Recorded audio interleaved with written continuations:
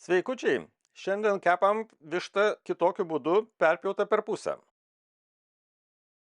Marinavimui naudoju graikišką jogurtą, mineralinį gazuotą, taip pat česnakus, druską, įvairių pipirų mišinį ir komercinį prieskonių mišinį.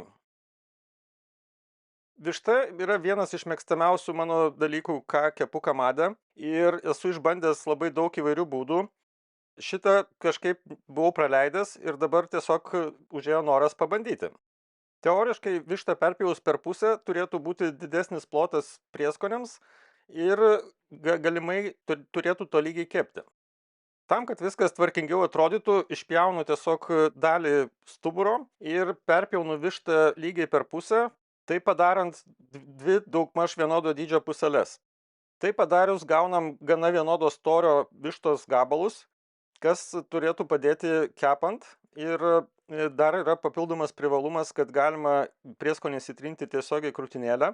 Be to dar ir du mėsos gabalai, tai jeigu vienas iškeps greičiau, galima bus jį nuimti anksčiau, o kitą pakepti ilgiau, jeigu nevienodai keps.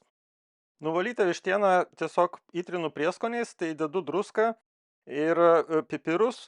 Ir taip pat dar papildomai galima prieskoniuoti ir kitokiais prieskoniais, bet kadangi dėsiu į marinatą, kurį sudaro mineralinis ir jogurtas, tai prieskoniai tie prasiskies gerokai ir prieš kepant dar uždėsiu papildomai.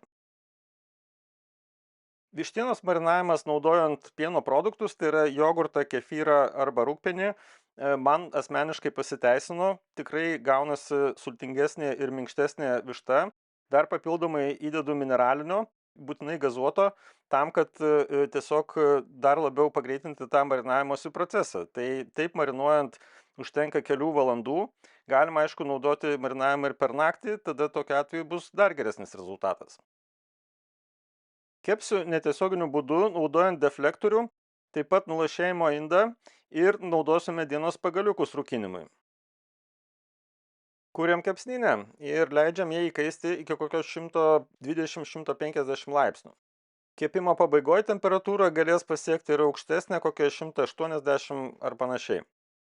Anglims įsidegus dedu sistemą, deflektorių ir groteles ir palaukiu, kol viskas tolygiai įkais. Kartu su višta dar planuoju pasikepti ir skanių bulvių.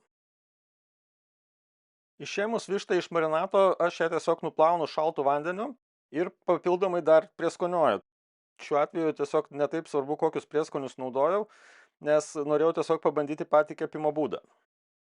Tai perpjauta višta tikrai turi daugiau ploto prieskoniams, tai iš karto matosi, kad galima ir pačią krūtinėlę įtrinti prieskoniais. Tas iš tikrųjų yra įdomu.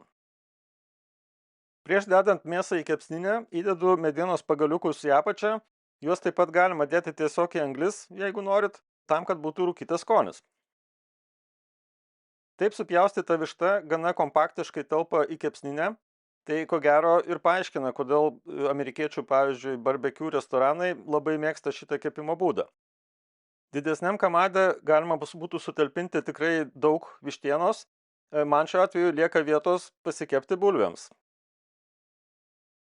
Kadangi maisto tikrai pridėjau nemažai į kamadą, tai pradarau truputį angas ir viršų ir apačioj, bet noriu kontroliuoti temperatūrą, kad jinai nepašoktų daugiau negu 180 laipsnių.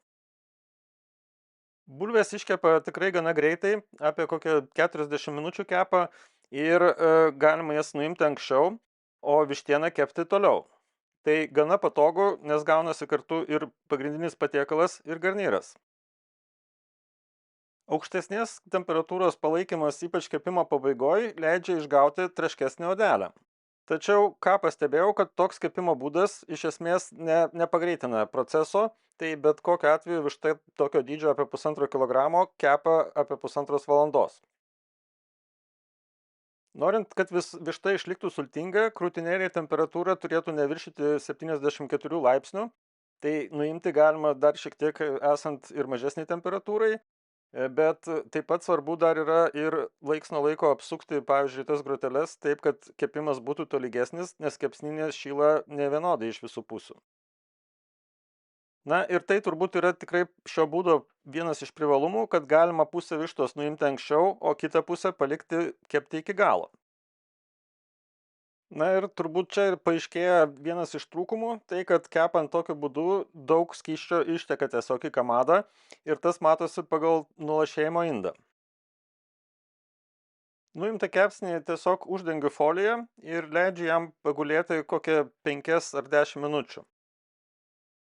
Ar tai yra geresnis būdas kepti vištai? Turiu abejonių, aš ko gero likčiau vis tiek prie pilnos vištos išklotinės. Taip gaunasi sultingesnė mėsa, nors ir šiuo atveju pakankamai neblogas rezultatas. Skanaus ir iki kito karto.